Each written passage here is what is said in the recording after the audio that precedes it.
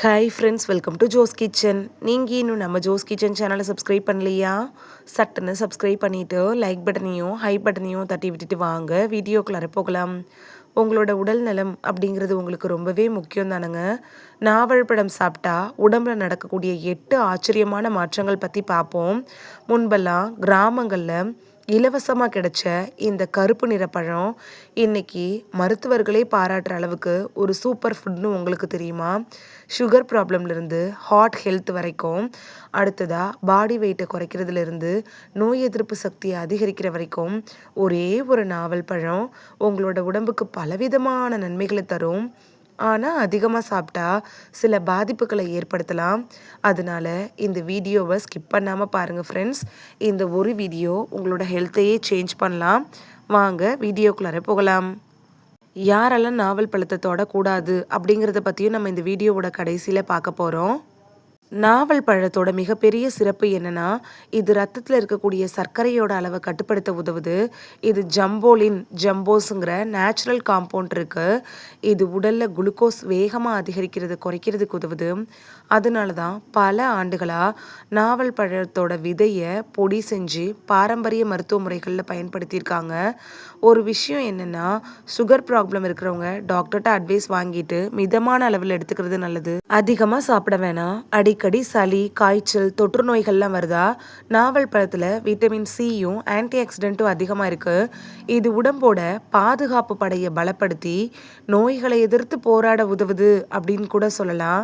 குறிப்பாக மழை காலங்களில் இந்த பழம் உடலுக்கு ரொம்ப நல்லது. நல்ல பாதுகாப்பையும் கண்டிப்பாக தரும். பாடி வெயிட்டை குறைக்க முயற்சி பண்ணுறவங்களுக்கு நாவல் பழம் அப்படிங்கிறது ஒரு நல்ல ஸ்நாக்ஸாக இருக்கும். ஏன் தெரியுமா? இதில் கலோரி கம்மியாகவும் நார்ச்சத்து அதிகமாகவும் இருக்குது. இதனால ரொம்ப நேரம் பசி எடுக்காமல் இருக்கும். அதிகமாக ஜங்க் ஃபுட் சாப்பிட்ற பழக்கத்தையும் குறைக்கும். ஆனால் பாடி வெயிட்டை குறைக்க நாவல் பழம் மட்டும் போதாது.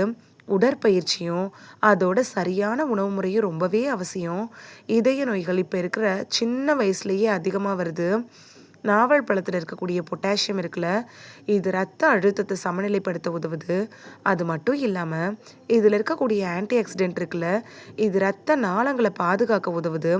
இதனால இதயத்தோட செயல்பாடு ஆரோக்கியமாக இருக்கும். சாப்பாடு சாப்பிட்டதுக்கு அப்புறமா உணவு சரியாக செரிக்கலையா, அடிக்கடி மலச்சிக்கல் பிரச்சனை இருக்கா?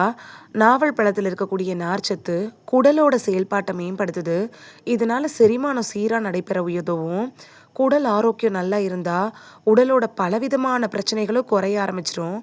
நாவல் பழம் இருக்குல்ல, இது ரத்தத்தை சுத்தப்படுத்துகிற பழம்னு சொல்லுவாங்க. இதில் இருக்கக்கூடிய ஆன்டி ஆக்சிடென்ட் உடலில் இருக்கக்கூடிய தீங்கு விளைவிக்குள்ள அந்த ஃப்ரீ ரேடிக்கலை எதிர்த்து போராடுறதுக்கு உதவுது. இதனால உடலில் இருக்கக்கூடிய செல்கள் இருக்குல்ல, அது கூட பாதுகாப்பாக இருக்கும். சரும ஆரோக்கியத்துக்கும் இந்த நாவல் பழம் அப்படிங்கிறது மறைமுகமாக உதவி பண்ணும் அப்படின்னு சொல்லலாம். ஏன்னா நாவல் பழத்தில் கால்சியம், இரும்புச்சத்து, இன்னும் சில முக்கியமான தாதுக்கள்லாம் இருக்குது. இது எலும்போட ஆரோக்கியத்துக்கு உதவி பண்ணுது. வளர்கிற குழந்தைகளுக்கும் வயசானவங்களும் அளவோடு சாப்பிட்றது பயனுள்ளதாக இருக்கும். முகம் பொலிவில்லாமல் இருக்கா? நாவல் பழத்தில் இருக்கக்கூடிய விட்டமின்களும் ஆன்டி ஆக்சிடென்ட்டுகளும் சரும செல்களை பாதுகாக்குது. இதனால சருமம் ஆரோக்கியமாக இருக்கும். இயற்கையான உணவுகள் எப்போயுமே அழகோட அடித்தளம்ங்கிறத மறந்துடாதீங்க. யாரெல்லாம் நாவல் பழத்தை சாப்பிடக்கூடாது அப்படின்னு பார்க்கலாம். நாவல் பழம் நல்லது தான், ஆனால் சிலர் கவனமாக இருக்கணும். சுகர் ப்ராப்ளம்க்கு மருந்து சாப்பிட்றவங்க, கர்ப்பிணி பெண்கள், நாள்பட்ட நோய்களுக்காக ட்ரீட்மெண்ட் எடுத்துகிட்டு இருக்கிறவங்க, வயிறு சென்சிட்டிவ் ப்ராப்ளம் இருக்கிறவங்க, வயிறு அசௌகரியம் இருக்கிறவங்க, நீங்கள் எல்லாம் டாக்டர்கிட்ட அட்வைஸ் வாங்கிட்டு அதுக்கப்புறமா நாவல் பழத்தை எடுத்துக்கிறது நல்லது. மற்றவங்கெல்லாம் பயப்படாமல் எடுத்துக்கலாம்.